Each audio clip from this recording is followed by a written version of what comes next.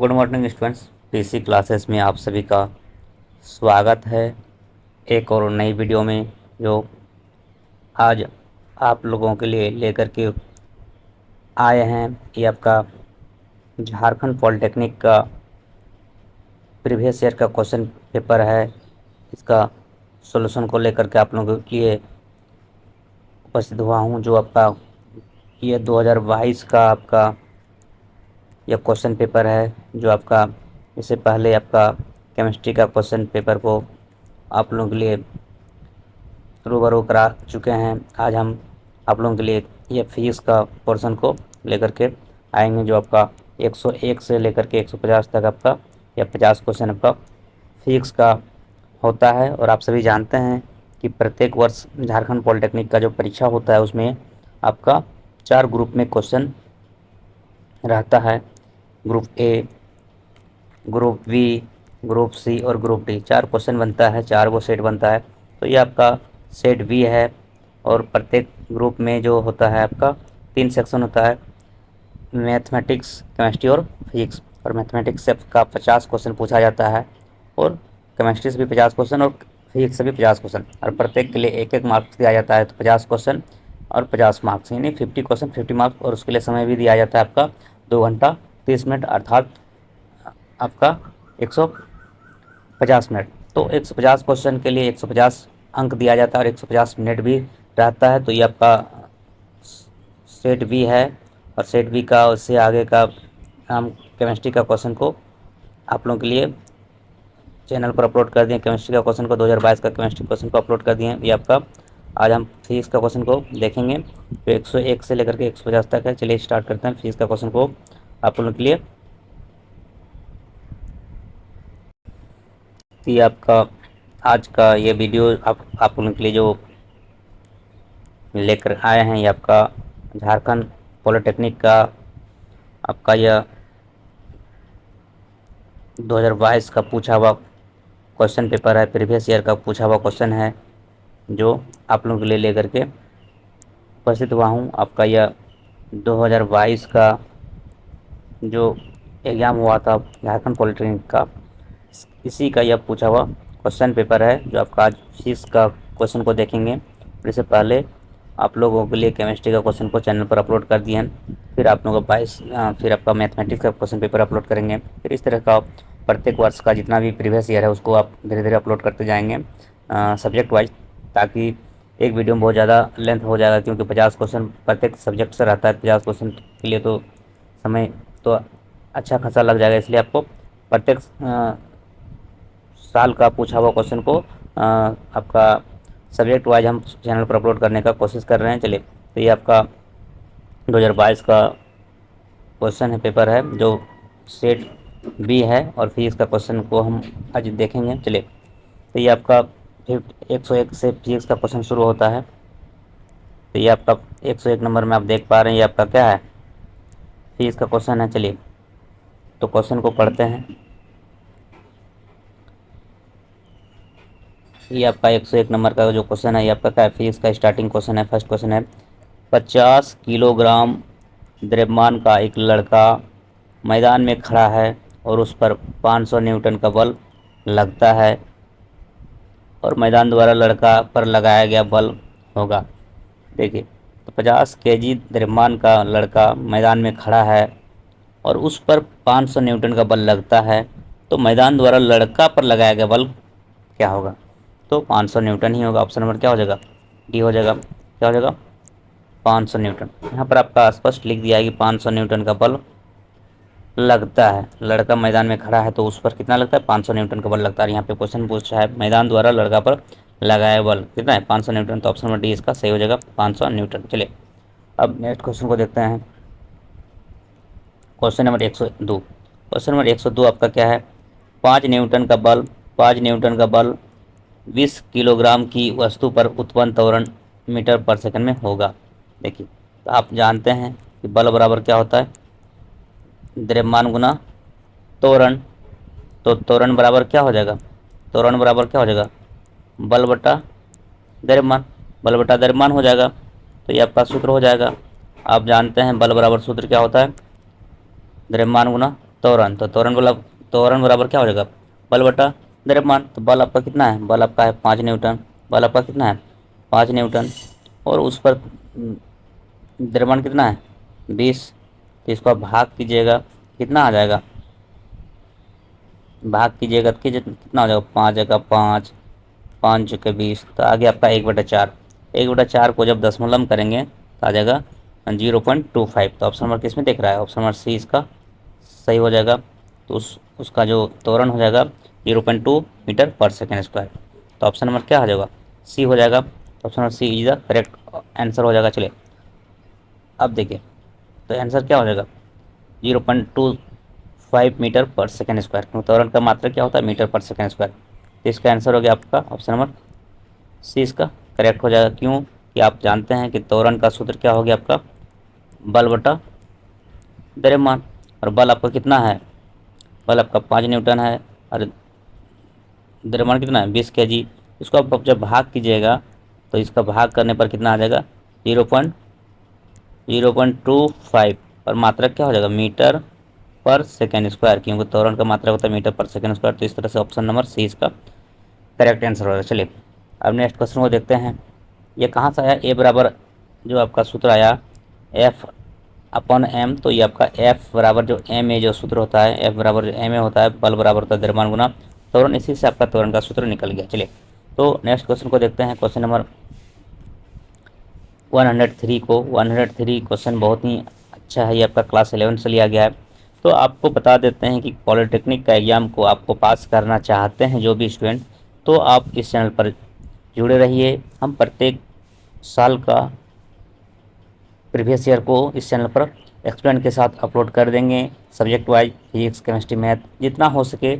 और उसके बाद हम आपको इस चैनल पर आपको बता देते हैं कि क्लास पॉलिटेक्निक को पास करने के लिए क्या क्या पढ़ना होता है। क्लास 10 का आप पढ़ लीजिए फिजिक्स केमिस्ट्री मैथ, फिर कुछ 11th का पढ़ लीजिए, और थोड़ा बहुत आप 12th का पढ़ पा रहे तो ठीक है, नहीं तो आप क्लास 10 11 भी पढ़ लेते हैं तो आप पास कर सकते हैं अच्छा नंबर से।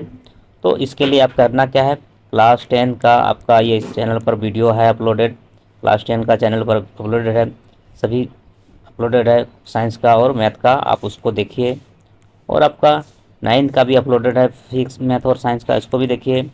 और आपका 11th का भी वीडियो है, उसको भी आप देखिए। तो इस तरह से आप सभी वीडियो को देख लेते हैं तो आपका क्या होगा, पॉलिटेक्निक आप पास कर जाएंगे। ये आपका क्लास 11th का क्वेश्चन है, और इस तरह से आपको बहुत अच्छा नंबर से आप पास कर जाएंगे।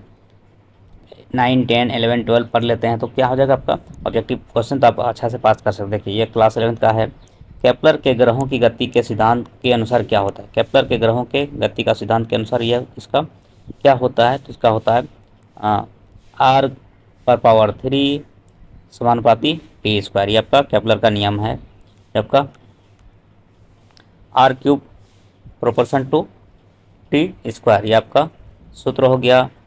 तो क्या है, केपलर के ग्रहों की गति का सिद्धांत क्या कहता है, r³ समानुपाती टी स्क्वायर। ये आपका ऑप्शन नंबर सी इसका करेक्ट हो जाएगा। चलिए अब नेक्स्ट क्वेश्चन को देखते हैं। क्वेश्चन नंबर 104 104 नंबर क्वेश्चन आपका है, आर त्रिज्या के पृथ्वी के केंद्र पर वस्तु का भार होता है। आर त्रिज्या के पृथ्वी के केंद्र पर वस्तु का भार कितना होता है, 0, अनंत, या पृथ्वी की सतह से r गुना, या इनमें से कोई नहीं।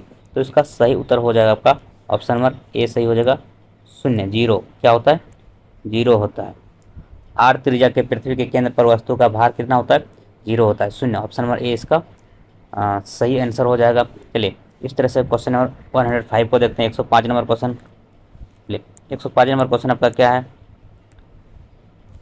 इनमें से कौन ऊर्जा का मात्रक नहीं है, नहीं पूछ रहा है, मात्रक नहीं पूछ रहा है। तो जूल तो ऊर्जा का मात्रक होता है। उसके बाद आपका न्यूटन मीटर भी क्या होता है, ऊर्जा का मात्रक होता है। तो इसका सही उत्तर होगा आपका 105 का ऑप्शन नंबर सी सही हो जाएगा, किलोवाट। किलोवाट क्या है आपका ऊर्जा का मात्रक नहीं है। किलोवाट आवर होता तो आपका हो जाता, ऊर्जा का व्यावसायिक मात्रक होता किलोवाट घंटा, किलोवाट आवर, किलोवाट घंटा होता है ऊर्जा का व्यावसायिक मात्रक है। लेकिन यहाँ पे किलोवाट बोला है, किलोवाट ऊर्जा का मात्रक नहीं होता। ऑप्शन नंबर सी इसका करेक्ट हो जाएगा, किलोवाट ऊर्जा का मात्रक नहीं है, ऑप्शन नंबर सी इसका सही हो जाएगा। चलिए अब नेक्स्ट क्वेश्चन को देखते हैं। और जूल ऊर्जा का मात्रक है, न्यूटन मीटर भी क्या ऊर्जा का मात्रक होता है। चलिए किलोवाट ऊर्जा का मात्रक नहीं है। ऑप्शन नंबर सी इसका करेक्ट हो जाएगा। चलिए नेक्स्ट क्वेश्चन को देखते हैं। Question number 106। क्वेश्चन नंबर 106 क्या है आपका, 100 वाट का विद्युत बल्ब 1 मिनट में कितनी ऊर्जा परिवर्तित करता है। देखिए 100 वाट का जो विद्युत बल्ब 1 मिनट में कितनी ऊर्जा परिवर्तित करता है, तो इसका जो सही उत्तर हो जाए आपका 6000 जूल। क्या हो जाएगा, 6000 जूल ऊर्जा परिवर्तित करता है। ऑप्शन नंबर डी इसका करेक्ट हो जाएगा। कितना हो जाएगा, 6000 जूल। क्योंकि आप जानते हैं कि ये जो आपका विद्युत ऊर्जा का जो व्यावसायिक मात्रक है किलोवाट आवर, तो 1 मिनट के लिए जब होगा तो 100 वाट है, 1 मिनट के लिए कितना, 1 मिनट में कितना होता है 60, तो उसको आप जब गुना कर दीजिए, 1 मिनट में 60 सेकंड होता है, इसको आप गुना कर दीजिए तो क्या होगा, आपका हो जाएगा 6000 जूल। तो इस तरह से आपका आंसर निकल गया 6000 जूल। तो आंसर हो गया आपका 6000 जूल। 100 वाट का विद्युत बल्ब 1 मिनट में कितनी ऊर्जा परिवर्तित करता है, तो 6000 जूल। ऑप्शन नंबर 20 का करेक्ट हो जाएगा। कैसे हो गया, 100 को गुना कर दिए 60 से, क्योंकि 1 मिनट में 60 सेकंड होता है, तो आपका 6000 जूल आपका इसका सही उत्तर हो गया। ऑप्शन नंबर 20 का करेक्ट हो जाएगा। अब नेक्स्ट क्वेश्चन में देखते हैं। Question number 107। क्वेश्चन नंबर 107 क्या है क्वेश्चन नंबर 107 आपका है, जब कोई वस्तु स्वतंत्र रूप से धरती पर गिरती है तो इसकी कुल ऊर्जा क्या होता है। जब कोई वस्तु स्वतंत्र रूप से धरती पर गिरती है तो इसकी ऊर्जा पर क्या प्रभाव पड़ता है, तो बढ़ती है या फिर घटती है या फिर स्थिर रहती है या फिर पहले बढ़ती है और बाद में घटती है। तो इसका जो सही उत्तर होगा स्थिर रहती है। क्या होता है, 107 का ऑप्शन नंबर सी सही हो जाएगा। स्थिर रहती है, कांस्टेंट रहती है। क्या रहता है, कांस्टेंट, स्थिर रहती है। 107 का सही उत्तर होगा आपका ऑप्शन नंबर सी इसका करेक्ट हो जाएगा, स्थिर रहती है। तो इसका जो कुल ऊर्जा है, टोटल एनर्जी जो आपका है, टोटल एनर्जी इसका क्या रहता है आपका, कांस्टेंट हो जाता है, कांस्टेंट हो जाता है। ठीक है, जब कोई वस्तु स्वतंत्र रूप से धरती पर गिरती है तो इसकी कुल ऊर्जा क्या होता है, वो स्थिर रहती है, यानी कांस्टेंट हो जाता है टोटल एनर्जी, क्योंकि वो ना बढ़ता है ना घटता, वो क्या जितना रहता है उतना ही रहता है, स्थिर रहती है। चलिए ऑप्शन नंबर सी इसका सही हो जाएगा। नेक्स्ट क्वेश्चन को देखते हैं। नेक्स्ट क्वेश्चन आपका क्वेश्चन नंबर 108 आपका है। देखिए क्वेश्चन नंबर 108 आपका क्या है, क्वेश्चन नंबर जो 108 आपका है, सोनार में हम लोग उपयोग करते हैं। सोनार जो आपका सोनार जो होता है आपका एक डिवाइस है, एक यंत्र है जो समुद्र के अंदर की जो वस्तु को पता लगाने में वो मदद करता है। तो सोनार आपका एक डिवाइस है, यंत्र है, उपकरण है। तो हम लोग उपयोग करते हैं कौन सा तरंग का, अल्ट्रासोनिक तरंग, इंफ्रासोनिक तरंग, रेडियो तरंग या फिर श्रव्य तरंग। तो सोनार में हम लोग किस तरह का तरंग का उपयोग करते हैं, तो इसका जो सही उत्तर होगा आपका ऑप्शन नंबर ए सही हो जाएगा, अल्ट्रासोनिक वेव। अल्ट्रासोनिक वेव को का उपयोग करते हैं हम लोग। सोनार एक डिवाइस है, सोनार डिवाइस में कौन सा वेव का यूज करते हैं, तो अल्ट्रासोनिक वेव यानी अल्ट्रासोनिक तरंग का प्रयोग करते हैं सोनार उपकरण में। चलिए ऑप्शन नंबर ए इसका सही हो जाएगा। अब नेक्स्ट क्वेश्चन को देखते हैं आपका क्वेश्चन नंबर 109। क्वेश्चन नंबर 109 क्या है, भूकंप के समय आप देख पा रहे हैं, या आप सभी प्रश्न आप लोगों के लिए जो लेकर के आए हैं, या सभी आपका पूछा हुआ सवाल है, पूछा हुआ क्वेश्चन है, प्रीवियस ईयर का क्वेश्चन है। 2022 में पॉलिटेक्निक, झारखंड पॉलिटेक्निक का जो एग्जाम हुआ था 2022 में, इसमें यह क्वेश्चन पूछा गया था। प्रीवियस ईयर, अगर आपको प्रीवियस ईयर करने से ही आपको अच्छा नंबर से आप पास कर जाएंगे, क्योंकि प्रीवियस ईयर करने से आपको एक आइडिया मिलेगा किस तरह क्वेश्चन का लेवल होता है।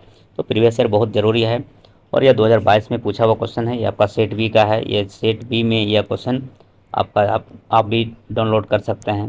ये आपका सेट बी में यह सेट है, और आपका यह फिजिक्स का सेट देख रहे हैं। तो 109 नंबर क्वेश्चन आपका है, भूकंप के समय किस तरह की ध्वनि उत्पन्न होती है। भूकंप के समय किस तरह की ध्वनि उत्पन्न होती है, अल्ट्रासाउंड, इंफ्रासाउंड, श्रव्य ध्वनि या इनमें से कोई नहीं। तो भूकंप के समय जो एक ध्वनि उत्पन्न होता है वो किस तरह का ध्वनि होता है, तो ऑप्शन नंबर 20 का करेक्ट हो जाएगा, इंफ्रासाउंड। इंफ्रासाउंड जो है आपका उत्पन्न होता है भूकंप के समय।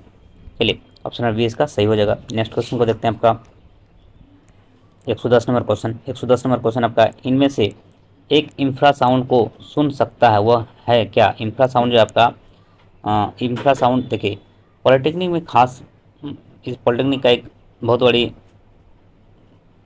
प्लस पॉइंट है, तो इसमें अंग्रेजी टर्म का यूज करते हैं, हिंदी नहीं। जैसे आपका आप हिंदी में पढ़े हैं कि जैसे तरंग आप हिंदी में पढ़ते हैं, यहाँ पे वेव यूज कर लेगा। आप ध्वनि पढ़ते हैं हिंदी में तो यहाँ साउंड यूज कर लेगा। आप यहाँ अवश्रव, प्राश्रव और श्रव्य ध्वनि पढ़ते हैं तो यहाँ पे आपका अंग्रेजी टर्म का यूज कर ले। इसलिए आप बाइलिंगुअल आप अंग्रेजी टर्म को पढ़िए तो आपका पॉलिटेक्निक आपका अच्छा से आप पास कर पाएंगे, क्योंकि हिंदी का टर्म बहुत कम यूज होता है। तो आपका इंफ्रासाउंड जो है आपका यह कौन सुन सकता है? तो आपका जो इंफ्रासाउंड जो है वह किस तरह का जीव जंतु सुन पा रहे हैं? तो इसका उत्तर हो जाएगा आपका इनमें से कोई नहीं। क्या है? इनमें से कोई नहीं। अब इंफ्रासाउंड होता है जो अवश्रव्य जो होता है ना, अवश्रव्य जो ध्वनि होता है, अवश्रव्य ध्वनि को इंफ्रासाउंड कहते हैं। जो आपका 20 हर्ट्ज से वो कम की ध्वनि होता है, 20 हर्ट्ज से जो कम की ध्वनि होता है उसको, जो 20 हर्ट्ज से जो कम का जो साउंड होता है उसको इंफ्रासाउंड कहते हैं। तो उसको कोई नहीं सुन सकता है, इसको कोई नहीं सुन सकता। ऑप्शन नंबर डी इसका करेक्ट हो जाएगा। और आपका जो श्रव्य ध्वनि होता है, ऑडियोबल साउंड जो होता है वो क्या होता है? 20 हर्ट्ज से 20 हर्ट्ज से 20,000 हर्ट्ज के बीच का जो ध्वनि होता है उसको क्या बोलते हैं? श्रव्य ध्वनि, जो आपका हम लोग मनुष्य सुन पाते हैं। और आपका जो प्राश्रव्य ध्वनि जो होता है, आपका प्राश्रव्य ध्वनि जो होता है अल्ट्रासाउंड, तो वो आपका क्या है? 20 हर्ट्ज 20,000 हर्ट्ज से अधिक होता है, जो कुत्ता लोग वो लोग सुन पाता है। तो यहाँ पर आपका इंफ्रासाउंड पूछा है, तो इंफ्रासाउंड जो है आपका 20 हर्ट्ज से कम की ध्वनि होता है जो कोई सुन नहीं सकता है। तो इनमें से कोई नहीं होगा।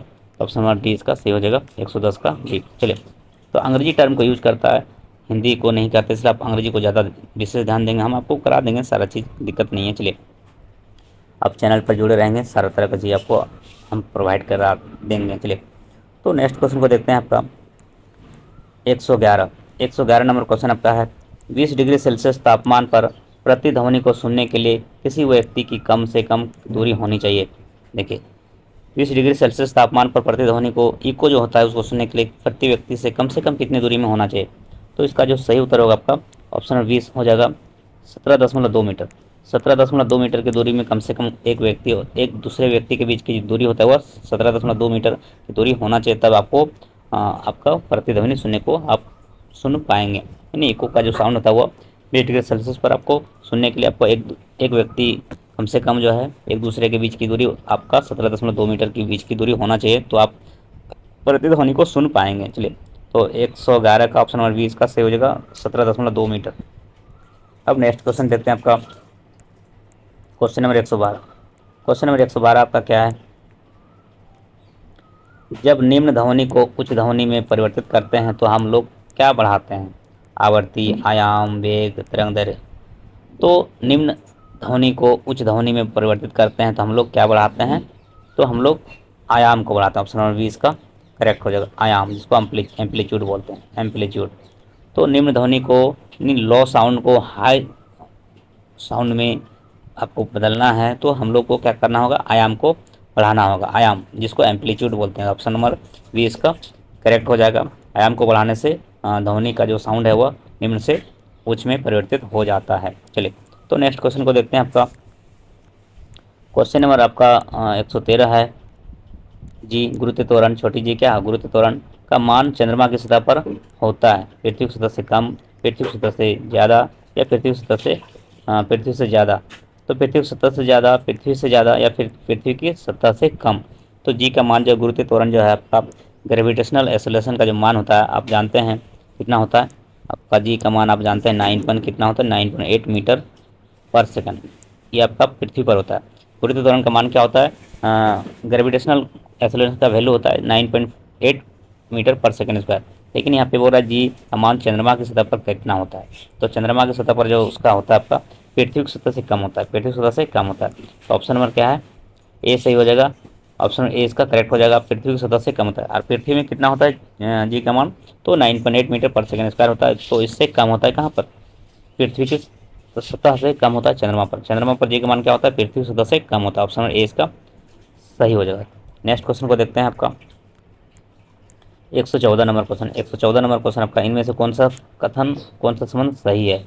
सही बताना है कि कौन सा फार्मूला जो है वह सही है। जी बराबर जी एम बटा आर स्क्वायर, जी बराबर आर स्क्वायर बटा जी एम, और जी एम बटा आर, या फिर आर बटा जी एम। तो इसका सही उत्तर क्या हो जाएगा आपका? ऑप्शन नंबर ए इसका सही हो जाएगा, जी बराबर क्या होता है, जो जी बराबर क्या होता है, जी एम बटा आर स्क्वायर, ये आपका सूत्र है, ये जो आपका सही है। गुरुत्व त्वरण का जो मान जो निकलता है आपका जी एम बटा आर स्क्वायर। जी क्या है, ग्रेविटेशनल कांस्टेंट है, गुरुत्वाकर्षण नियतांक है, और एम क्या है, द्रव्यमान है, पृथ्वी का द्रव्यमान है, आर क्या है, पृथ्वी और सूर्य के बीच की दूरी है। तो आपका जी बराबर जी एम बड़ी जी, छोटी जी बराबर सूत्र क्या होता है, बड़ी जी गुना द्रव्यमान बटा आर स्क्वायर। तो जी बराबर जी एम बटा आर स्क्वायर यह सूत्र होता है। तो आपका ऑप्शन नंबर ए इसका करेक्ट हो जाएगा। यह संबंध सही है, बाकी वो गलत है। चलिए तो नेक्स्ट क्वेश्चन को देखते हैं। आपका क्वेश्चन नंबर 115, जी का जो मान है वह अधिकतम कहाँ पर होता है। देखिए ध्रुव पर, इक्वेटर पर, दोनों पर। इसलिए आपको बोले अंग्रेजी को, आप अंग्रेजी टर्म को जानना बहुत ज़रूरी है। ध्रुव को क्या बोलते हैं, ध्रुव, इक्वेटर, इक्वेटर भी बोलते हैं विषुवत रेखा पर, ध्रुव होता है आपका पोल पर, पोलर पर। तो कहाँ पर जी का मान अधिक होता है, तो इसका जो मान होता है, आप ये 11th का है, इसलिए आप 10th, देखिए 9th से स्टार्ट कीजिए ना, बहुत अच्छा रहेगा। 9th का पढ़ लीजिए, 10 का पढ़ लीजिए, और कुछ आपका 11th का पढ़ लीजिए, और थोड़ा बहुत आपके पास समय बचता है तो 10 12 का भी थोड़ा सा कर लीजिए। तो इतना करने के बाद आपका बहुत अच्छा स्कोर हो जाएगा पॉलिटेक्निक में, क्योंकि 11th का भी सब 11th का ही है, इसलिए 11th का भी बहुत ज़्यादा क्वेश्चन पूछता है। आप क्लास 10 पढ़ के आप चाहेंगे अच्छा स्कोर कर पाएंगे पॉलिटेक्निक में, तो नहीं हो पाएगा, क्योंकि 11th का चीज़ आपका पूछा जाता है। तो आपका 9 10 11 12, 12 नहीं भी करते हैं तो चलेगा, लेकिन 11 तक तो करना पड़ेगा, तो आपका अच्छा नंबर आप ला पाएंगे। यहाँ पे जी का मान बोल रहा है, जी का मान अधिकतम कहाँ होता है, ध्रुव पर, इक्वेटर पर, या फिर दोनों पर। तो ध्रुव का जो मान होता है सबसे अधिक कहाँ पर होता है, ध्रुव पर होता है। इक्वेटर यानी पोल, पोल जो होता है ना, पोल, पोल पर सबसे अधिक होता है जी का मान। ग्रेविटेशनल जो वैल्यू होता है, ग्रेविटेशनल एक्सेलरेशन का जो मान होता है वह सबसे अधिक कहाँ पर होता है, ध्रुव पर। तो ऑप्शन नंबर ए इसका सही हो जाएगा। पृथ्वी पर तो आप जानते हैं कि 9, पृथ्वी पर कितना होता है, 9.8 मीटर पर सेकेंड स्क्वायर, और पृथ्वी से कम होता है कहाँ, चंद्रमा पर पृथ्वी से भी कम होता है। तो ध्रुव पर सबसे अधिक होता है, मैक्सिमम होता है आपका जी का मान कहाँ, ध्रुव पर, पोल पर। नेक्स्ट क्वेश्चन को देखते हैं। आपका question number 116 number question, lens बनाने में कौन सा पदार्थ का उपयोग नहीं किया जाता है, नहीं किया जाता है बोलता है। तो नहीं किसका करता है प्रयोग, तो इसका जो सही उत्तर होगा कले, कले जिसको मिट्टी भी बोल सकते हैं। ठीक है, जल का उपयोग होता है, कांच का उपयोग कर, प्लास्टिक का भी करता है, इसको मिट्टी बोलते हैं, कले। लेंस बनाने में मिट्टी का प्रयोग नहीं किया जाता, कले जिसको मिट्टी बोलते हैं। तो ऑप्शन नंबर क्या हो जाएगा, डी हो जाएगा सही। कले क्या है, कले का उपयोग नहीं करता। जल से लेंस को बनाया जाता है, लेंस बनाने में जल का उपयोग होता है, कांच का भी उपयोग होता है, प्लास्टिक का भी उपयोग होता है लेंस बनाने में, लेकिन मिट्टी का उपयोग नहीं होता है। ऑप्शन नंबर डी इसका सही हो जाएगा, कले जिसको कले बोलते हैं। अब देखिए यहाँ पर अंग्रेजी को भी आपको दिखा दे रहे हैं, तो आपको ज़्यादा समझ में आएगा। देखिए यहाँ पर क्या आपका, which one of the following materials can not be use to make lens. तो क्या हो जाएगा, क्ले। ऑप्शन नंबर क्या हो जाएगा, क्ले जिसको मिट्टी भी बोल सकते हैं। तो ऑप्शन नंबर डी इसका करेक्ट हो जाएगा। नेक्स्ट क्वेश्चन को देखते हैं। आपका अब क्वेश्चन नंबर क्या है,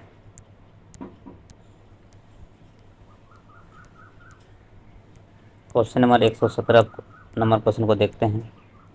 117 नंबर क्वेश्चन, 17 नंबर क्वेश्चन क्या है आपका,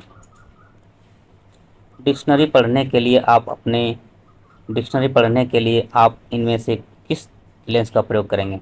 उत्तर लेंस फोकसांतर 50 सेंटीमीटर वाला, अवतल लेंस फोकसांतर 50 सेमी वाला, या फिर उत्तर लेंस फोकसांतर 50 सेमी वाला, या फिर अवतल लेंस फोकसांतर 50 सेमी वाला। तो इसका जो सही उत्तर होगा आपका, डिक्शनरी पढ़ने के लिए आप जो है ऑप्शन नंबर सी वाला जो आपका ऑप्शन यह सही हो जाएगा।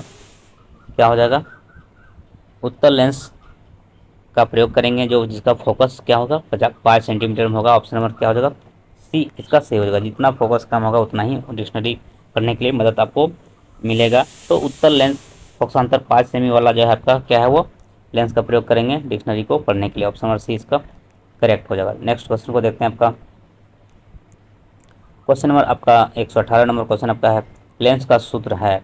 तो लेंस का सूत्र क्या है, 1/v and 1/u plus 1/f। यह तो आपका दर्पण का सूत्र हो गया। फिर क्या, 1/v plus 1/u equal to 1/f। यह भी आपका क्या, ये तो एक ही चीज़ है। ये क्या, ये भी तो आपका क्या हो गया, दोनों तो यहाँ पर एंड है, यहाँ पर और है प्लस है, तो ये तो एंड है तो कुछ नहीं होगा। ये वाला आपका मिरर फार्मूला, ये वाला आपका क्या है, मिरर का फार्मूला है। जिसको दर्पण सूत्र बोलते हैं, क्या आप बोलते हैं? ये वाला जो सेकंड नंबर जो क्वेश्चन आपका है, ये आपका ये वाला ऑप्शन आपका दर्पण सूत्र है। क्या आपका दर्पण सूत्र है, चलिए मिरर फार्मूला है। तो आपका तो इसमें तो आपका एक भी ऑप्शन नहीं है जो लेंस का फार्मूला जो है वो क्या है।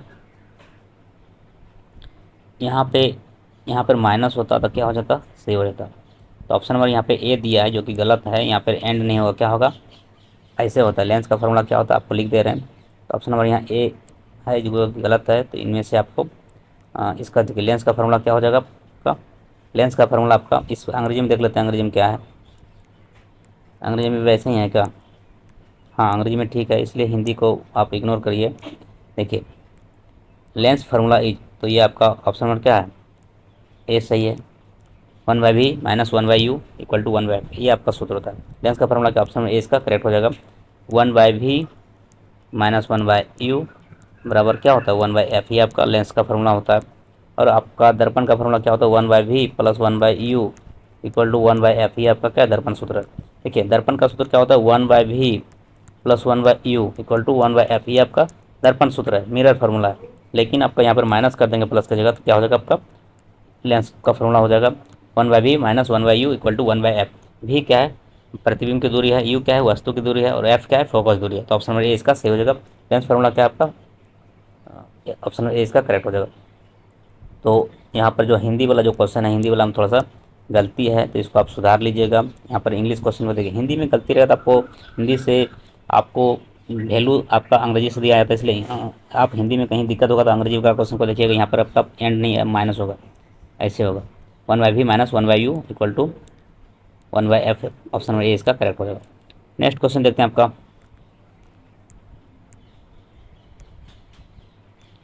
एक सामान्य व्यक्ति के लिए अस्पष्ट दृष्टि की न्यूनतम दूरी होती है। एक सामान्य व्यक्ति के लिए जो अस्पष्ट दृष्टि की जो न्यूनतम दूरी होता है कितना होता है, 25 सेंटीमीटर होता है। आपका ऑप्शन नंबर किसमें है, ऑप्शन नंबर क्या है आपका सी सही हो जाएगा। 25 सेंटीमीटर निकट दूरी, निकट बिंदु जो है आपका 25 सेंटीमीटर होता है, 25 cm होता है। और आपका जो दूर बिंदु होता है वो अनंत होता है, क्या होता है, अनंत। तो आप ये क्लास 10 में भी है, आप क्लास 10 का ही चीज़ है। तो आपको जानना है कि एक सामान्य व्यक्ति के लिए जो अस्पष्ट दृष्टि के लिए जो न्यूनतम दूरी होता है वो 25 सेंटीमीटर होता है, 25 सेंटीमीटर। और अनंत दूर बिंदु क्या होता है, अनंत होता है, इन्फिनाइट होता है। चलिए ऑप्शन नंबर सी इसका करेक्ट हो जाएगा। नेक्स्ट क्वेश्चन को देखते हैं आपका क्वेश्चन नंबर 122, 120 नंबर क्वेश्चन। किसी वस्तु का प्रतिबिंब मानव आँख पर बनता है, कहाँ पर बनता है। तो किसी वस्तु का जो प्रतिबिंब जो है मानव आँख पर कहाँ पर बनता है, कार्निया, आइरिस, प्यूपिल या फिर रेटिना। तो इसका जो सही उत्तर होगा आपका रेटिना पर बनता है, ऑप्शन नंबर डी इसका करेक्ट होगा, जिसको दृष्टिपटल बोलते हैं। रेटिना को क्या बोलते हैं, दृष्टिपटल। क्या बोलते हैं, दृष्टिपटल। हिंदी में क्या बोलते हैं, रेटिना को क्या बोलते हैं, दृष्टिपटल। ऑप्शन नंबर डी इसका करेक्ट हो जाएगा, दृष्टिपटल। क्या होता है, दृष्टिपटल, दृष्टिपटल। किसी वस्तु का प्रतिबिंब मानव आँख पर कहाँ बनता है, तो रेटिना पर बनता है, जिसको हिंदी में दृष्टिपटल बोलते हैं। तो ये आपका ऑप्शन नंबर डी इसका सही हो जाएगा। अब नेक्स्ट क्वेश्चन देखते हैं आपका 21 नंबर 120, 121 नंबर क्वेश्चन। गाड़ी में लगा दर्पण जो आवर्धन उत्पन्न करता है किस तरह का, एक से कम, एक से ज़्यादा, एक से के बराबर, इनमें से कोई नहीं। तो इसका सही उत्तर होगा एक से कम। ये जो आपका गाड़ी में जो लगा दर्पण का जो आवर्धन होता है, मैग्नीफिकेशन, वो क्या होता है, एक से कम होता है। क्या होता है, एक से कम होता है, एक से कम होता है। ऑप्शन नंबर क्या हो जाएगा, ए सही हो जाएगा। गाड़ी में लगा दर्पण का आवर्धन जो है उत्पन्न करता है एक से कम, ऑप्शन नंबर ए इसका सही हो जाएगा। एम का मान जो है वो एक से कम होता है। एम का मतलब होता है मैग्नीफिकेशन, जिसको हिंदी में आवर्धन बोलते हैं। एम का मतलब होता है आवर्धन का अंग्रेजी होता है मैग्नीफिकेशन, जो एम इज लेस देन 1। तो आपका ऑप्शन नंबर ए इसका सही हो जाएगा। नेक्स्ट क्वेश्चन को देखते हैं, क्वेश्चन नंबर 122। यदि आपका प्रतिबिंब दर्पण में बनता है तो दर्पण कैसा होगा। यदि आपका प्रतिबिंब दर्पण में सीधा बनता है, देखिए सीधा है, यदि आपका प्रतिबिंब दर्पण में सीधा बनता है तो दर्पण कैसा होगा, समतल होगा, प्लेन होगा या उत्तल होगा, कनकेव होगा या फिर कन्वेक्स होगा, उत्तल या फिर समतल या उत्तल दोनों, कन्वेक्स और प्लेन। तो इसका सही उत्तर होगा आपका जो 122 नंबर क्वेश्चन आपका है। यदि आपका प्रतिबिंब दर्पण में सीधा बनता है तो वो आपका ऑप्शन नंबर डी इसका सही हो जाएगा। ऑप्शन नंबर डी आपका सही हो जाएगा, या तो समतल होगा या उत्तल, यानी दोनों केसेस हो सकता है। समतल में भी, प्लेन में भी जो आपका सीधा सीधा जो आपका इरेक्ट इरेक्ट मतलब सीधा। आपका प्रतिबिंब सीधा बनने के लिए या तो समतल दर्पण हो सकता है या उत्तल यानी प्लेन भी हो सकता है, और कन्वेक्स मिरर, दोनों मिरर में आपका यह चीज़, यह खासियत है कि समतल दर्पण में भी सीधा दर्पण सीधा प्रतिबिंब बनता है और उत्तल में भी सीधा प्रतिबिंब बनता है। तो इसके लिए आपका दोनों हो सकता है, या तो समतल या उत्तल। ऑप्शन नंबर डी इसका करेक्ट हो जाएगा। दोनों में यह खासियत है कि दर्पण का जो प्रतिबिंब हुआ सीधा बनता है, समतल या उत्तल। तो ऑप्शन नंबर डी इसका करेक्ट हो जाएगा। नेक्स्ट क्वेश्चन को देखते हैं आपका। आप सभी जानते हैं कि दर्पण दो प्रकार का होता है, एक आपका समतल दर्पण, दूसरा गोले दर्पण, और गोले दर्पण भी दो प्रकार का होता है, अवतल दर्पण और उत्तल दर्पण। तो चलिए अब नेक्स्ट क्वेश्चन को देखते हैं आपका 123 नंबर क्वेश्चन। 123 नंबर क्वेश्चन है आपका, आँख का कौन सा भाग मृत्यु के बाद दान में दिया जाता है? Cornea, प्यूपिल, iris, retina. तो इसका जो सही उत्तर होगा आपका कार्निया। किसको? कार्निया को। आँख का जो भाग होता है कार्निया, वो कार्निया ही दान दिया जाता है, आँख को दान नहीं आता। आँख का जो भाग होता है कार्निया, कार्निया को मृत्यु के बाद दान दिया जाता है। तो कार्निया, इसको ऑप्शन नंबर ए इसका सही हो जाएगा, कार्निया। आँख का कौन सा भाग मृत्यु के बाद दान दिया जाता है? तो वो कार्निया होता है। ऑप्शन नंबर ए इसका सही हो जाएगा। नेक्स्ट क्वेश्चन को देखते हैं आपका। क्वेश्चन नंबर आपका 124, रेटिना पर बना प्रतिबिंब कैसा होता है? तो रेटिना पर जो बना प्रतिबिंब होता है आपका क्या होता है? वास्तविक और उल्टा होता है। ऑप्शन नंबर क्या हो जाएगा? ए सही हो जाएगा, वास्तविक और उल्टा। रेटिना पर बना प्रतिबिंब का प्रकृति कैसा होता है? वास्तविक और उल्टा, वर्चुअल होता है और आपका रियल होता है। यानी रेटिना पर बना प्रतिबिंब वास्तविक और उल्टा होता है। ऑप्शन नंबर ए इसका सही हो जाएगा। और आप मानव आँख में किस तरह का लेंस रहता है? तो मानव आँख में जो लेंस होता है वो उत्तल लेंस होता है, उत्तल लेंस का यह प्रकृति है वास्तविक और उल्टा। ऑप्शन नंबर ए इसका सही हो जाएगा। मानव नेत्र में किस तरह का लेंस पाया जाता है? तो उत्तल लेंस, और इसका प्रकृति कैसा होता है प्रतिबिंब बनने का? तो वो वास्तविक और उल्टा। और मानव आँख का जो प्रतिबिंब वो किस भाग पर बनता है? तो रेटिना पर बनता है। ऑप्शन नंबर ए इसका सही हो जाएगा। नेक्स्ट क्वेश्चन को देखते हैं आपका। यहाँ पर पूछ रहा है दर्पण सूत्र, ये आपका दर्पण सूत्र है। देखिए अभी हम आपको जिक्र किए थे दर्पण सूत्र का कि प्लस वाला क्या होता है? वो दर्पण सूत्र होता है। तो यहाँ पर आपका ऑप्शन नंबर क्या हो जाएगा? ऑप्शन नंबर क्या हो जाएगा? ए सही हो जाएगा। यहाँ पर क्या हो जाएगा? ऑप्शन नंबर ए इसका सही हो जाएगा। ये आपका दर्पण सूत्र है, मिरर फार्मूला है। 1/v + 1/u = 1/f, 1/v + 1/u = 1/f, ये आपका दर्पण सूत्र है। ये वाला नीचे वाला जो भाग है 1/v - 1/u, ये आपका लेंस फार्मूला। ये क्या आपका लेंस फार्मूला? और ऊपर वाला क्या है?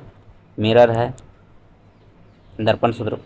दर्पण को हिंदी में अंग्रेजी में मिरर बोलते हैं। तो एक नंबर का सही हो जाएगा दर्पण सूत्र 1/v + 1/u = 1/f, ये आपका दर्पण सूत्र है, मिरर फार्मूला। और आपका नीचे वाला 1/v - 1/u = 1/f, प्लस होगा तो दर्पण सूत्र और माइनस होगा तो लेंस सूत्र। आपका यहाँ पे दर्पण सूत्र वाला, इसलिए ऑप्शन नंबर ए इसका करेक्ट हो जाएगा। नेक्स्ट क्वेश्चन को देखते हैं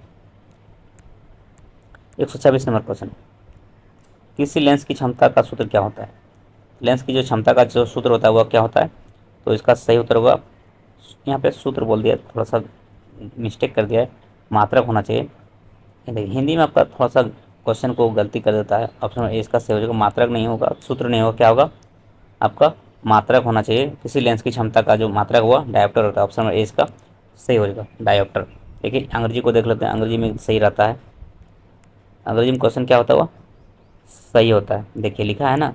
इसलिए हिंदी को आप, हिंदी में आपको कहीं गलती दिखेगा क्वेश्चन में, तो हिंदी को आप इग्नोर करेंगे और आप तुरंत जा करके अंग्रेजी का क्वेश्चन, अंग्रेजी का जो लिखा रहता है वो क्वेश्चन बाइलिंगुअल रहता है, अंग्रेजी हिंदी दोनों में रहता है। इसलिए आपको हिंदी में कहीं आपको कुछ एरर दिखेगा, गलत अशुद्धियाँ दिखेगा, तो आपको हिंदी का क्वेश्चन को वैलिड नहीं दिया जाता है। आपको अंग्रेजी का क्वेश्चन को देखिए, यहाँ पे देखिए इस क्वेश्चन को भी सही किया हुआ है, सही है। इसलिए हिंदी को आप इग्नोर करके अंग्रेजी क्वेश्चन को देखें। जहाँ जब भी आपको कुछ डाउट हो, the SI unit of power of lens is क्या? डायोप्टर। ऑप्शन नंबर क्या हो जाएगा? यूनिट पूछा ना, मात्रा पूछा ना, तो SI unit of power of lens is dioptre. तो ऑप्शन नंबर क्या हो जाएगा? ए सही हो जाएगा। इसे डी से सूचित करता है, क्योंकि आप जानते हैं 1D बराबर क्या होता है? 1/f। तो इस तरह से आपका जो लेंस का जो क्षमता होता है, पावर, उसका सूत्र क्या होता है? 1/f, यह सूत्र होता है, यह सूत्र होता है पावर का। पावर का सूत्र तो 1/f होता है, लेकिन यहाँ फार्मूला नहीं, यहाँ पे मात्रक पूछा है, यूनिट पूछा है। तो यूनिट क्या हो जाएगा? डायोप्टर। ऑप्शन नंबर क्या हो जाएगा? ए सही हो जाएगा। फार्मूला बोलेगा तो 1/f होता है फार्मूला, पावर का जो फार्मूला तो 1/f होता है, लेकिन यहाँ पे यूनिट पूछा है, तो ऑप्शन नंबर ए इसका करेक्ट हो जाएगा। इसलिए हिंदी का क्वेश्चन को आप नहीं वैल्यू दीजिएगा, क्योंकि हिंदी में गलती रहता है, इसलिए अंग्रेजी को आप प्राथमिकता देंगे तो इसका यहाँ पे सूत्र नहीं होगा, क्या होगा आपका सूत्र नहीं होगा, क्या होगा आपका मात्रक होगा। लेंस की क्षमता का मात्रक क्या होगा, मात्रक क्या होगा, मात्रक। सूत्र की जगह पे मात्रक होगा और ऑप्शन नंबर इसका ए सही हो जाएगा डायोप्टर, जिसका इकाई भी बोल सकते हैं, यूनिट को हिंदी इकाई मात्रक। ऑप्शन नंबर ए इसका करेक्ट हो जाएगा। नेक्स्ट क्वेश्चन को देखते हैं आपका क्वेश्चन नंबर 127।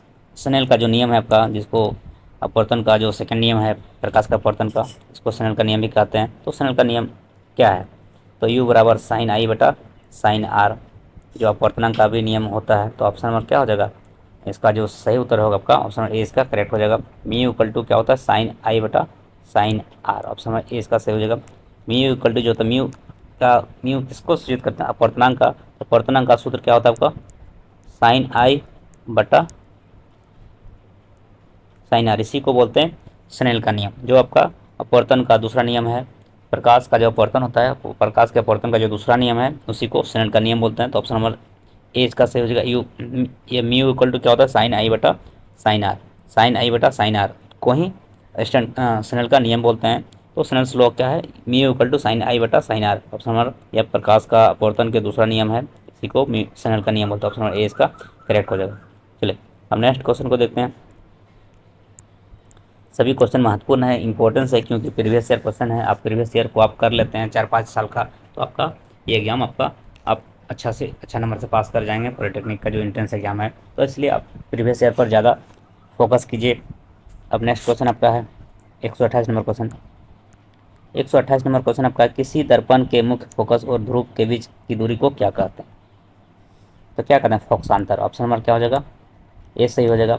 देखिए पोल और आपका क्या है, पोल और फोकस और पोल के बीच का जो दूरी होता है वो फोकसांतर होता है, जिसको फोकस दूरी बोलते हैं। तो किसी दर्पण के मुख्य फोकस और ध्रुव के बीच की दूरी को फोकसांतर कहते हैं, जिसको फोकल लेंथ बोलते हैं। ऑप्शन ए इसका करेक्ट हो जाएगा, फोकस दूरी। किसी दर्पण के मुख्य फोकस और ध्रुव के बीच की दूरी फोकसांतर बोलते हैं, नहीं इसको फोकस दूरी बोलते हैं, यानी फोकल लेंथ। ऑप्शन ए इसका करेक्ट हो जाएगा। और नेक्स्ट क्वेश्चन आपका है 129 नंबर क्वेश्चन। किसी लेंस की क्षमता होती है, लेंस की क्षमता का सूत्र क्या होता है, पी बराबर 1/f, ये आपका सूत्र है। तो ऑप्शन ए इसका करेक्ट हो जाएगा। लेंस की क्षमता का जो सूत्र होता है, पावर ऑफ लेंस का सूत्र क्या होता है, पी बराबर 1/f। पी बराबर क्या होता है, 1/f। पी बराबर 1/f, ये आपका पावर का सूत्र होता है। लेंस का जो पावर होता है उसका फॉर्मूला होता है 1/f, P equal to 1/f। और f क्या है, फोकस दूरी। f क्या है, फोकस दूरी है। फोकल लेंथ और फोकस दूरी का मात्रक क्या होता है, मीटर होता है। और पावर का जो मात्रक क्या होता है आपका, डायोप्टर होता है, डी। तो लेंस की क्षमता का मात्रक क्या, डायोप्टर होता है। और फोकस दूरी का मात्रक क्या, मीटर। तो यहाँ पे सूत्र पूछा है लेंस की क्षमता का, पी बराबर 1/f। और f बराबर क्या हो जाएगा, f बराबर फिर क्या हो जाएगा, 1/p हो जाएगा, इसका उल्टा। फोकस दूरी और लेंस की क्षमता में क्या होता है, व्युत्क्रमानुपाती होता है। फोकस दूरी और लेंस की क्षमता में कैसा संबंध होता है, व्युत्क्रमानुपाती होता है। फोकस दूरी बढ़ेगा तो लेंस की क्षमता घटेगा, तो लेंस की क्षमता बढ़ेगा तो फोकस दूरी घटेगा। इस तरह दोनों में क्या है संबंध, क्या है, व्युत्क्रमानुपाती का इन्वर्सली प्रोपोर्शन का रिलेशन है लेंस की क्षमता और फोकस दूरी में। तो उसका ये दोनों में क्या है, विपरीत संबंध है। पावर बढ़ेगा तो फोकस दूरी घटेगा, और पावर बढ़ेगा तो फोकस दूरी घटेगा, और फोकस दूरी घटेगा तो पावर बढ़ेगा। तो इस तरह से आपका इसका फार्मूला होता है पी बराबर 1/f, और एफ बराबर फिर क्या हो जाएगा, ये 1/p, ये आपका फार्मूला है। फोकस दूरी का मात्रक मीटर होता है और लेंस की क्षमता का मात्रक डायऑप्टर होता है। ऑप्शन ए इसका करेक्ट हो जाएगा। चलिए नेक्स्ट क्वेश्चन आपका 130 नंबर क्वेश्चन। 130 नंबर क्वेश्चन, जब प्रकाश एक माध्यम से दूसरे माध्यम में जाता है तो इसके पथ में जो परिवर्तन होता है उसको क्या कहते हैं।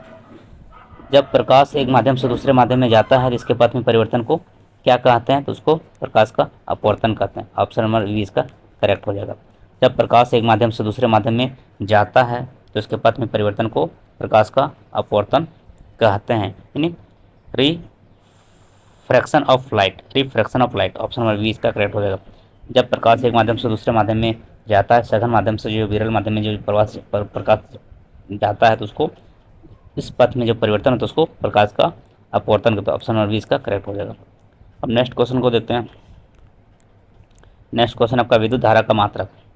विद्युत धारा का मात्रक क्या है, इलेक्ट्रिक करंट का जो यूनिट होता है वो क्या होता है, उसका एम्पियर होता है। ऑप्शन नंबर ए इसका करेक्ट हो जाएगा। विद्युत धारा का मात्रक क्या होता है, एम्पियर। क्या होता है, एम्पियर। कूलाम किसका होता है? कूलाम आपका विद्युत आवेश का होता है।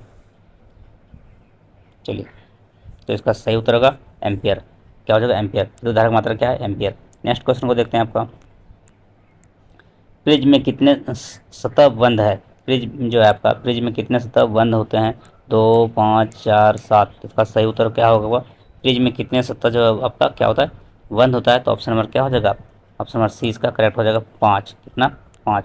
फ्रिज में जो सतह होता है वो कितने बंद होता है? तो वो 5। फ्रिज में 5 सतह बंद होता है। ऑप्शन नंबर सी इसका करेक्ट हो जाएगा। फ्रिज में 5 सतह बंद होता है। ऑप्शन नंबर सी इसका करेक्ट हो जाएगा। नेक्स्ट क्वेश्चन को देखते हैं। याद रखें, फ्रिज से 5, याद रखिएगा, फ्रिज में कितने सतह बंद होता है? 5। ऑप्शन नंबर सी इसका करेक्ट हो जाएगा। नेक्स्ट क्वेश्चन को देखते हैं आपका, क्वेश्चन नंबर 133। यदि किसी वस्तु का द्रव्यमान m kg है, कितना है? यदि किसी वस्तु का द्रव्यमान m kg है तथा वेग v मीटर पर सेकंड है, क्योंकि द्रव्यमान का मात्रक kg होता है और वेग का मात्रक मीटर पर सेकंड होता है, इसकी गति ऊर्जा का सूत्र क्या हो जाएगा? तो गति ऊर्जा का सूत्र आप जानते हैं, के ई बराबर क्या होता है? Half M we square. तो ऑप्शन नंबर क्या हो जाएगा? ए इसका सही हो जाएगा। ऑप्शन नंबर ए इसका सही हो जाएगा। के ई जो काइनेटिक एनर्जी का जो सूत्र होता है आपका, 1/2 एम वी स्क्वायर, ये आपका फार्मूला है काइनेटिक एनर्जी का। जब आपका द्रव्यमान और वेग दिया रहे, जब आपका द्रव्यमान और वेग दिया रहे तो इसका सूत्र हो जाएगा के ई बराबर के ई इक्वल टू हो जाएगा 1/2 M we square. K E equal to half M we square. तो ऑप्शन नंबर ए इसका करेक्ट हो जाएगा। K equal to half M we square जब आपका मास और वेलोसिटी गिवन रहेगा। और एक और भी फार्मूला होता है जो आपका के ई का फार्मूला और होता है आपका, जब मोमेंटम और मास दिया रहेगा, तो मोमेंटम और मास दिया रहेगा तो P square equal to 2m, ये भी आपका गति ऊर्जा का सूत्र होता है। जब मोमेंटम और मास गिवन रहेगा तो के इक्वल टू हो जाएगा पी स्क्वायर बटा 2m, मतलब सम्मेक का स्क्वायर बटा 2 गुना द्रव्यमान, यह भी होता है गति ऊर्जा का सूत्र। लेकिन आपको यहाँ पे मास और वेलोसिटी गिवन है, इसलिए ऑप्शन नंबर क्या हो जाएगा? ए सही हो जाएगा। K equal to half M we square. गति ऊर्जा का दूसरा भी फार्मूला होता है जो आपका क्या होता है? के बराबर क्या हो जाएगा? पी स्क्वायर अपॉन 2m, जब आपका मोमेंटम और मास में रिलेशन पूछेगा तो दोनों फार्मूला है, K equal to half M we square या फिर K equal to p square upon 2m, ये आपका ये भी काइनेटिक एनर्जी का ही फार्मूला है। चले, इसमें आपका मोमेंटम और मास दिया रहेगा, इसमें आपका मास और वेलोसिटी दिया रहेगा, तो ऐसा होगा। चलिए नेक्स्ट क्वेश्चन को देखते हैं आपका 134, 134 नंबर क्वेश्चन। 134 नंबर क्वेश्चन आपका है, बहुत ही अच्छा प्रश्न है।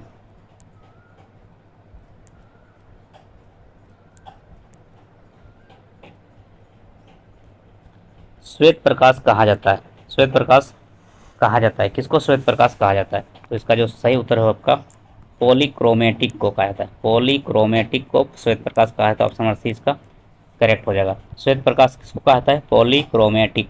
श्वेत प्रकाश किसको कहा जाता है? पॉलीक्रोमेटिक। श्वेत प्रकाश किसको कहा जाता है? पॉलीक्रोमेटिक। ऑप्शन नंबर सी इसका करेक्ट हो जाएगा। नेक्स्ट क्वेश्चन को देखते हैं आपका 135 नंबर क्वेश्चन। 135 नंबर क्वेश्चन आपका है, तारों के चमकने का कारण क्या है? तारों के चमकने का कारण क्या है? अपवर्तन, परावर्तन, दोनों, या इनमें से कोई नहीं? तारों का जो चमकने का कारण वो अपवर्तन है। क्या है? रिफ्रैक्शन। रिफ्रैक्शन के कारण तारा चमकता है। रिफ्रैक्शन के कारण ही तारा चमकता है। स्टार जो चमकने का, स्टार का जो शाइनिंग का जो कारण है उसका अपवर्तन। प्रकाश के अपवर्तन के कारण तारे चमकते हैं। ऑप्शन नंबर ए इसका सही हो जाएगा। 35 का ऑप्शन नंबर ए इसका करेक्ट हो जाएगा। नेक्स्ट क्वेश्चन है आपका 136 नंबर क्वेश्चन। 136 नंबर क्वेश्चन आपका क्या है?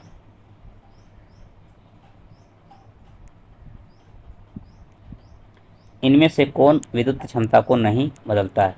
विद्युत क्षमता को कौन नहीं बदलता है? तो यहाँ पर आपका सूत्र दिया हुआ है, तो I square R V I R square या वी स्क्वायर बटा आर। तो यहाँ पर सही उत्तर क्या हो जाएगा आपका? ऑप्शन बी हो जाएगा आई आर स्क्वायर। ये आपका विद्युत क्षमता का सूत्र नहीं होता है, तो आपका ये आपका ये नहीं हो, यह सूत्र नहीं है। आई स्क्वायर आर यह भी सूत्र होता है, वी आई ये भी सूत्र होता है, और वी स्क्वायर बटा आर ये भी आपका होता है। तो ऑप्शन नंबर बी इसका करेक्ट हो जाएगा। आई आर स्क्वायर यह सूत्र नहीं होता है, इसलिए विद्युत क्षमता को वो नहीं बदलता है। आई आर स्क्वायर वो विद्युत क्षमता का सूत्र नहीं होता है, तो ऑप्शन नंबर क्या हो जाएगा? बी इसका करेक्ट हो जाएगा। नेक्स्ट क्वेश्चन को देखते हैं आपका, यह सूत्र होता है, ये भी सूत्र होता है, ये भी सूत्र, यह वाला सूत्र नहीं होता, इसलिए नहीं पूछा, इसलिए ऑप्शन नंबर बी इसकी करेक्ट हो जाएगा। नेक्स्ट क्वेश्चन आपका है 137 नंबर क्वेश्चन।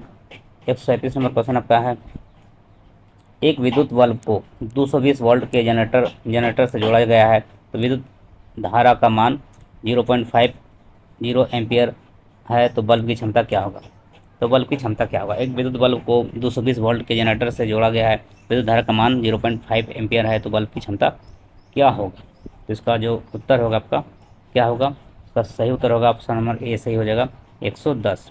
क्या हो जाएगा 137 का ऑप्शन नंबर ए इसका करेक्ट हो जाएगा, 110 वाट हो जाएगा। इसका आंसर होगा ऑप्शन नंबर ए। क्या हो जाएगा ऑप्शन नंबर ए।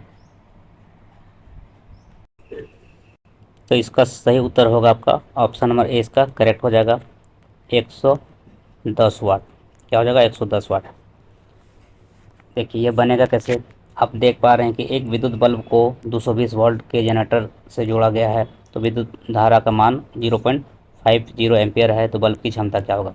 तो पावर का जो फार्मूला होता है आपका, पावर का फार्मूला होता है P इक्वल टू होता है आपका V I. P equal to क्या होता है V I. P equal to V I यानी वोल्ट इंटू करंट। आई से क्या करते हैं करंट। तो अब वोल्ट कितना है आपका 220 वोल्ट कितना है 220 वोल्ट 220 वोल्ट। इसको इरेज करके थोड़ा बना रहे हैं। ये जो आपका P इक्वल टू फार्मूला क्या होता है, P इक्वल टू होता है वी आई। ये आपका P इक्वल टू क्या होता है वी आई आपका ये फार्मूला है। तो V कितना है, V आपका 220 वोल्ट है। वोल्ट कितना है विभवांतर आपका 220 वोल्ट है। करंट कितना है आई से क्या होता है करंट। विद्युत धारा कितना है 0.5 एम्पियर 0.5 एम्पियर। इसको जब गुना करिएगा तो कितना हो जाएगा 110। और पावर का जो यूनिट होता है क्या होता है वाट। क्या होता है शक्ति की मात्रा क्या होता है वाट। तो आपका आंसर हो गया 110 वाट। 220 को 0.50 से गुना करेंगे तो आपका 110 आंसर आ जाएगा। P इक्वल टू होता है वी आई। तो 220 गुना 0.50 तो इसका आंसर हो जाएगा आपका 110। ऑप्शन नंबर ए इसका सही हो जाएगा 110 वाट। 110 वाट। एक विद्युत बल्ब को 220 वोल्ट के जनरेटर से जोड़ने पर वह उसका विद्युत धारा का मान जो है 0.5 एम्पियर हो जाएगा तो बल्ब का क्षमता कितना हो जाएगा 110 वाट। क्योंकि पावर बराबर सूत्र होता है वी आई और वी का मान दिया है 220 और आई का मान दिया है करंट दिया जो आपका धारा दिया आपका 0.5 एम्पियर तो उसको गुना करेंगे तो आपका आ जाएगा 110 वाट। ऑप्शन नंबर ए इसका सही हो जाएगा। चलिए नेक्स्ट क्वेश्चन को देखते हैं आपका 138 नंबर क्वेश्चन। 138 नंबर क्वेश्चन आपका है ओम नियम के अनुसार इनमें से कौन सही है। ओम का नियम के अनुसार कौन सा कथन सही है तो ऑप्शन नंबर डी इसका ओम का नियम के अनुसार कौन सा कथन सही है तो क्या हो जाएगा 38 का ऑप्शन नंबर डी सही हो जाएगा। ऑप्शन नंबर डी एक से अधिक वी बराबर आई आर स्क्वायर ये भी सही है। वी बराबर आई बराबर वी आर ये भी सही है और वी बराबर आई स्क्वायर आर ये भी सही है। तो इसमें सभी सही है तो ऑप्शन नंबर डी इसका करेक्ट हो जाएगा एक से अधिक। क्योंकि आप ओम का सूत्र जो आपका ओम का सूत्र होता है आई आर ये आपका होता है ये तो होता है लेकिन ये भी हो जाएगा जब आई को यहाँ पे कांस्टेंट रखेंगे क्या होगा वी बटा आर ये भी हो जाएगा। तो इस तरह से आपका तीनों का तीनों फार्मूला सही है इसलिए दोनों इसका सही उत्तर होगा। ये भी सही है ये भी सही है और ये भी सही है तो इसका आंसर क्या हो जाएगा एक से अधिक। ऑप्शन नंबर डी इसका करेक्ट हो जाएगा। क्योंकि ओम के अनुसार तीनों सूत्र सही है तो इसलिए एक से अधिक आंसर हो जाएगा। ऑप्शन नंबर डी इसका करेक्ट हो जाएगा। नेक्स्ट क्वेश्चन को देखते हैं 139 नंबर क्वेश्चन। 139 नंबर क्वेश्चन आपका है जब कई प्रतिरोधक श्रृंखला में जुड़े होते हैं तो समकक्ष जो प्रतिरोध बराबर होता है आर बराबर R1 plus R2 plus R3 आई बटा आर और आई प्लस R1 और आई प्लस 1 बटा R2 या फिर आई प्लस 1 बटा R3 फिर आर बराबर इस तरह का। तो इसमें कौन सा सही होगा तो इसका जो सही उत्तर होगा ऑप्शन नंबर ए इसका सही हो जाएगा आर बराबर R1 plus R2 plus R3 क्योंकि वो समतुल्य प्रतिरोध जो होता है श्रेणी क्रम का तो आपका ऑप्शन नंबर ए इसका सही हो जाएगा आर बराबर R1 plus R2 plus R3। Option number A इसका करेक्ट हो जाएगा। नेक्स्ट क्वेश्चन को देखते हैं आपका 140 नंबर क्वेश्चन। 140 नंबर क्वेश्चन आपका है इनमें से कौन सदिश राशि नहीं है। सदिश नहीं है देखिए सदिश होता क्या वैसी राशि वैसी भौतिक राशि जिसमें परिमाण के साथ दिशा भी हो वैसी भौतिक राशि को सदिश राशि बोलते हैं। तो और सदिश और अदिश अदिश क्या होता है वैसी भौतिक राशि जिसमें केवल परिमाण हो दिशा की आवश्यकता नहीं होता उसको अदिश राशि बोलते हैं। तो सदिश इसमें कौन है तो आपका विस्थापन विस्थापन चाल वेग त्वरण। तो यहाँ पर जो आपका क्या है सदिश नहीं है पूछ रहा है तो अदिश बताना है तो इसका आंसर हो जाएगा आपका चाल। क्या हो जाएगा चाल। ऑप्शन नंबर 20 का करेक्ट हो जाएगा, क्या हो जाएगा, चाल। क्या हो जाएगा, चाल, क्योंकि विस्थापन सदिश है, वेग भी क्या है, सदिश है, और त्वरण भी क्या है, सदिश है।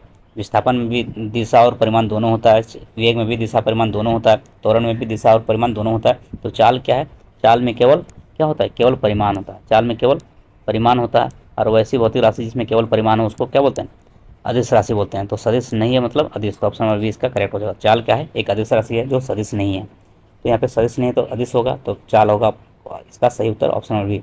विस्थापन, वेग, त्वरण, यह तीनों क्या है, सदिश है। इसमें सदिश में क्या होता है, परिमाण के साथ दिशा भी होता है। तो ऑप्शन नंबर 20 का करेक्ट हो जाएगा। नेक्स्ट क्वेश्चन को देखते हैं। Question number 141। 141 नंबर क्वेश्चन क्या है आपका, इनमें से कौन त्वरण का मात्रक नहीं है। त्वरण का मात्रक पूछा है, क्या पूछा है, एक्सेलरेशन का मात्रक। आप जानते हैं त्वरण का मात्रक क्या होता है, metre per second square. Metre per second square ये आपका त्वरण का मात्रक होता है। तो यहाँ पर कौन नहीं है पूछा है, तो थोड़ा सा ये सब क्वेश्चन को ध्यान से रखेंगे। किमी पर सेकंड स्क्वायर ये भी हो जाएगा, ठीक है। सेमी पर सेकंड स्क्वायर ये भी हो जाएगा। तो कौन नहीं होगा, किमी पर सेकंड, सेकंड स्क्वायर नहीं है तो वो अब क्या हो जाएगा, ये नहीं होगा। ऑप्शन नंबर क्या हो जाएगा, मीटर पर सेकंड ये भी हो जाएगा। तो आपका देखिए मीटर पर सेकंड, त्वरण बराबर क्या होता है, वेग में परिवर्तन की दर को त्वरण कहते हैं, वेग में परिवर्तन की दर त्वरण कहते हैं। तो आपका किलोमीटर को सेकंड में करेगा तो वो भी त्वरण का मात्रक हो सकता है, हो जाएगा। सेमी भी हो जाएगा, किमी भी हो जाएगा, मीटर पर सेकंड भी हो जाएगा। किमी यहाँ पे सेकंड स्क्वायर नहीं है, इसलिए आपका ऑप्शन नंबर ये आपका सेकंड स्क्वायर नहीं है, इसलिए वो गलत हो गया। सेकंड स्क्वायर होता तो क्या होता, हो जाता। तो इसलिए ऑप्शन नंबर डी सी इसका सही हो जाएगा। ये आपका त्वरण का मात्रक नहीं हो सकता है, किमी पर सेकंड नहीं होगा। किमी पर सेकंड स्क्वायर होता तो आपका सही हो जाएगा। इसलिए ऑप्शन नंबर ए सही है। ऑप्शन नंबर बी सेमी पर सेकंड ये भी सही है, मीटर पर सेकंड ये भी आपका सही है। तो आपका ऑप्शन नंबर क्या है, सी गलत है, क्योंकि वह त्वरण का मात्रक नहीं हो सकता है, क्योंकि वो सेकंड स्क्वायर नहीं है।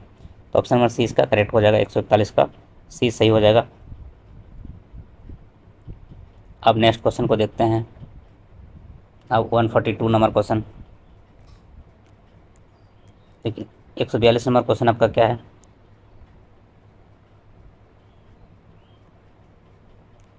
एक बस अपने चाल से 10 सेकंड में 36 किलोमीटर प्रति घंटे के से बढ़कर 72 किलोमीटर प्रति घंटा करता है, तो इसका त्वरण क्या हो जाएगा। देखिए त्वरण का सूत्र क्या है, वेग में परिवर्तन की दर बटा, वेग में परिवर्तन की दर को क्या बोलते हैं, त्वरण। वेग में परिवर्तन की दर को क्या बोलते हैं, त्वरण। तो देखिए 36 से 72 हो गया, तो इसमें परिवर्तन कितना होगा, 36 का।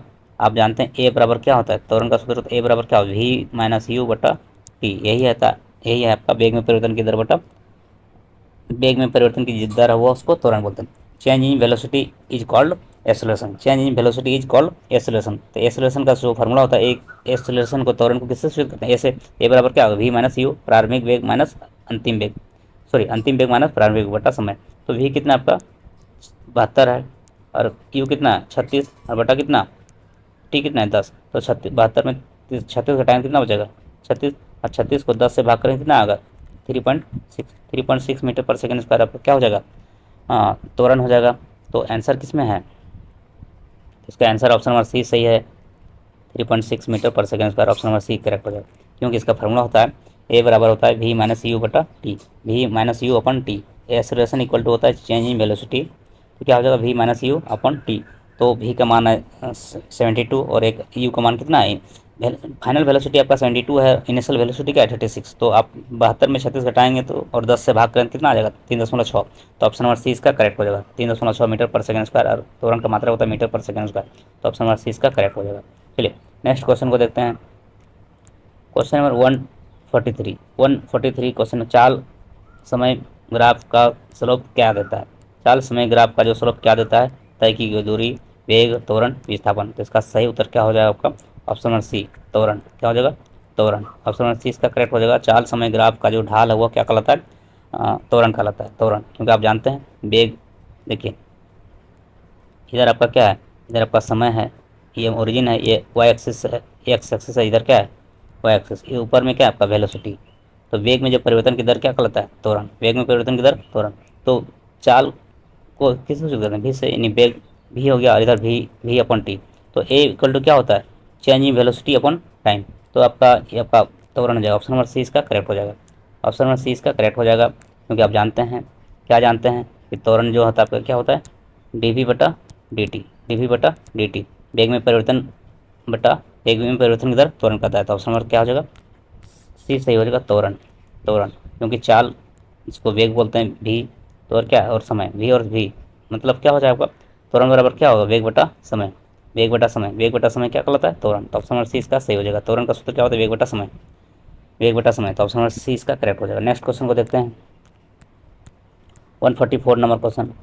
इनमें कौन सही है? वी बराबर U plus A T, V बराबर यू माइनस ए टी और वी बराबर यू प्लस यू बटा ए टी। तो इसका सही उत्तर क्या हो जाएगा? कौन सही पूछ रहा है?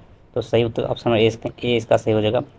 ये आपका जो प्रथम गति का जो नियम है ये आपका ऑप्शन नंबर ए सही है। वी बराबर यू प्लस ए टी होता है, जबकि वी बराबर यू माइनस ए टी ये आपका ये गलत है, ये भी गलत है। तो इसका सही क्या हो जाएगा? ऑप्शन नंबर ए इसका करेक्ट हो जाएगा। वी बराबर यू प्लस ए टी जो आपका गति का जो समीकरण है ये आपका समीकरण में ये भी आपका है। गति का आप जानते हैं जो गति का कितना समीकरण है, न्यूटन ने जो गति का जो नियम दिया था, न्यूटन ने गति का नियम ये 3 नियम दिया। न्यूटन ने गति का कितना नियम दिया? 3। तो इनमें से एक नियम यह भी है जो v बराबर यू प्लस ए टी, इसलिए आपका ऑप्शन नंबर एक इसका सही हो जाएगा। और बाकी जो आप नीचे देख रहे हैं ये सभी क्या है? एक गलत संबंध है, यह ऐसा होता नहीं है। तो v बराबर यू प्लस ए टी ये आपका क्या है? ये आपका न्यूटन के गति का प्रथम नियम है। गति का जो प्रथम सूत्र है आपका क्या है? v बराबर यू प्लस ए टी, ये आपका गति का पहला समीकरण है। और दूसरा क्या है आपका? एस बराबर U T plus half A T square, इस तरह से। और तीसरा क्या है? वी स्क्वायर बराबर यू स्क्वायर प्लस 2a। इस तरह से गति का जो समीकरण है आपका एक ये पहला समीकरण है फर्स्ट लॉ ऑफ न्यूटन का जो मोशन का जो फर्स्ट नियम है वो आपका v बराबर यू प्लस ए टी। दूसरा क्या है? s बराबर U T plus half A T square. दूसरा क्या? दूसरा नियम गति का जो दूसरा समीकरण क्या है? s बराबर U T plus half A T square. तीसरा क्या आपका? तीसरा आपका है वी स्क्वायर बराबर यू स्क्वायर प्लस 2as। ये आपका 3 को गति का समीकरण दिया है। वी बराबर यू प्लस ए टी, ये आपका ऑप्शन नंबर ए इसका पहला नियम है। दूसरा नियम क्या है? एस बराबर U T plus half A T square, ये दूसरा नियम है। तीसरा नियम क्या है? वी स्क्वायर बराबर यू स्क्वायर प्लस 2as। तो गति का जो समीकरण है वो 3 समीकरण है। तो यहाँ पे आपका कौन सही है? तो ऑप्शन नंबर ए इसका करेक्ट हो जाएगा। नेक्स्ट क्वेश्चन को देखते हैं आपका। नेक्स्ट क्वेश्चन आपका है 145 नंबर क्वेश्चन क्या है आपका? गतिमान वस्तु का जड़त्व निर्भर करता है। गतिमान वस्तु का जड़त्व निर्भर करता है वस्तु के संवेग पर, वस्तु के चाल पर, वस्तु के द्रव्यमान पर या वस्तु के आकार पर। तो इसका जो सही उत्तर होगा गतिमान वस्तु का जो जड़त्व होगा किस पर निर्भर करता है? तो इसका जो सही उत्तर होगा आपका क्या हो जाएगा? वस्तु के द्रव्यमान पर। आप जानते हैं क्या जानते हैं? ये सभी 11th का क्लास का क्वेश्चन है, ये सभी 11th का है, ज़्यादातर क्वेश्चन 11th से ही पूछा जाता है। तो वस्तु के द्रव्यमान पर वो गति का जो वस्तु गति का जो वस्तु गतिमान वस्तु का जो जड़त्व है वो निर्भर करता है वस्तु के द्रव्यमान पर, क्योंकि आप जानते हैं आई समानुपाती क्या होता है? मास। तो जड़त्व आघूर्ण जो है आपका जड़त्व आघूर्ण समानुपाती होता है किसका? द्रव्यमान का। द्रव्यमान बढ़ेगा तो जड़त्व आघूर्ण बढ़ेगा, द्रव्यमान घटेगा तो जड़त्व आघूर्ण घटेगा। तो आई समानुपाती एम होता है, जड़त्व आघूर्ण समानुपाती होता है आई समानुपाती होता है द्रव्यमान का। द्रव्यमान बढ़ेगा तो जड़त्व आघूर्ण भी बढ़ेगा और द्रव्यमान घटेगा तो जड़त्व आघूर्ण भी घटेगा। तो निर्भर किस पर करता है? वस्तु के द्रव्यमान पर निर्भर करता है जड़त्व। जड़त्व किस पर निर्भर करता है? इनर्शिया जो निर्भर करता है आपका मास पर। तो ऑप्शन नंबर सी इसका करेक्ट हो जाएगा, क्योंकि I directly proportion to M, I directly proportional to M, मतलब जड़त्व आघूर्ण समानुपाती होता है द्रव्यमान के। तो द्रव्यमान बढ़ेगा जड़त्व आघूर्ण बढ़ेगा, द्रव्यमान घटेगा तो जड़त्व आघूर्ण भी घटेगा। तो ऑप्शन नंबर सी इसका सही हो जाएगा। जड़त्व निर्भर करता है वस्तु के द्रव्यमान पर। ऑप्शन नंबर सी इसका करेक्ट हो जाएगा। नेक्स्ट क्वेश्चन को देखते हैं। नेक्स्ट क्वेश्चन आपका है जब टूथपेस्ट को दबाया जाता है तो उसका आकार परिवर्तित हो जाता है, तो इसके लिए कौन सा बल उत्तरदायी है? संतुलित बल, अभिकेंद्र बल, असंतुलित बल या अपकेंद्र बल। तो उसका सही एक्सप्लेनेशन क्या हो जाएगा? सही आंसर क्या हो जाएगा? तो इसका सही उत्तर होगा ऑप्शन नंबर ए इसका करेक्ट हो जाएगा। क्या हो जाएगा? संतुलित बल। बैलेंस फोर्स के कारण ऐसा होता है। जब टूथपेस्ट को दबाया जाता है तो उसका आकार परिवर्तित हो जाता है, तो इसके लिए कौन सा बल उत्तरदायी है? तो संतुलित बल। बैलेंस फोर्स के कारण ऐसा हो पाता है, तो यह संतुलित बल उसके लिए उत्तरदायी। ऑप्शन नंबर ए इसका करेक्ट हो जाएगा। नेक्स्ट क्वेश्चन को देखते हैं। नेक्स्ट क्वेश्चन आपका 147 नंबर क्वेश्चन आपका है रॉकेट किस संरक्षण के सिद्धांत पर कार्य करता है?